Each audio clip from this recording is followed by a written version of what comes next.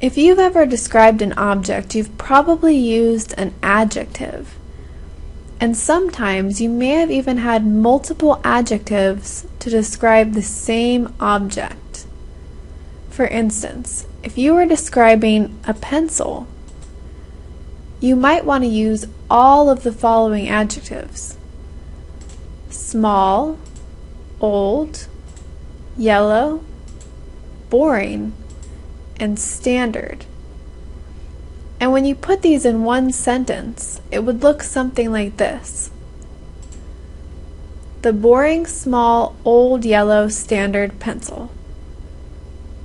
But here's a question. How do you know what order to put your adjectives in?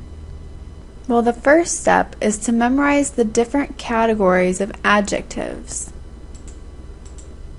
So on the left you see a list, and each of these categories belongs in a certain place. So at the top we have the category of opinion, which is not necessarily a fact, but it's something that you might think. And this is followed by things like size, age, and color. Things that are pretty much facts, but people might disagree about these.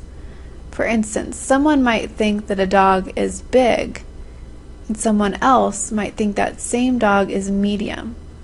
So you could still disagree about size. And the same for color. You might think that a pencil is definitely yellow, while someone else might call it orangey yellow. And at the bottom of the list, you'll find things like facts. So the type of pencil is a fact, and it's usually written right on the pencil. So if you see the words standard number 2 on a pencil, that is the type of pencil, and it's not something that you can disagree about.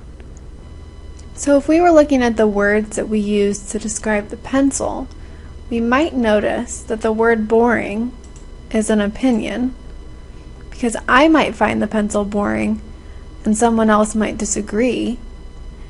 The size of the pencil is small, according to me. The age of the pencil is old, according to me. The color of the pencil is yellow, according to probably most people.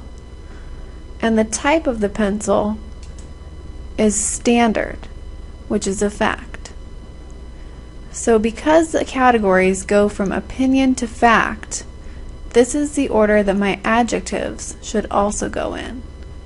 Alright, so now that we've learned about adjective categories, I want to give you a chance to try this on your own. And on the left-hand side, you still have your adjective category list. So you can use that to help you as you figure out these problems. So in this first problem, I've given you a noun, flower, and 3 adjectives to define it with. So let's first try and figure out which category each of these adjectives belongs to. So looking at the word new, what category would you put that in? If you chose age, you're correct. Just like saying that something's old or young, the word new is also defining how old or what age it is. What about the word pretty? What category do you think that belongs to? If you chose opinion, you're correct. I might think that something is pretty, and you might disagree. So therefore, it's not a fact, it's an opinion. And finally, what about the word yellow? Well, hopefully this one was a little bit easier for you, because you can probably identify that yellow is a color.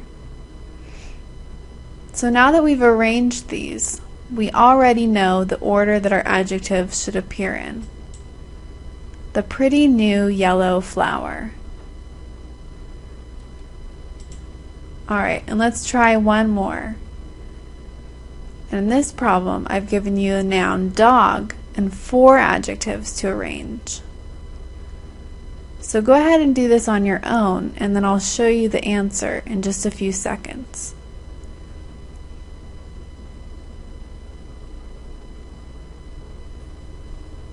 Okay, so hopefully your order looked something like this.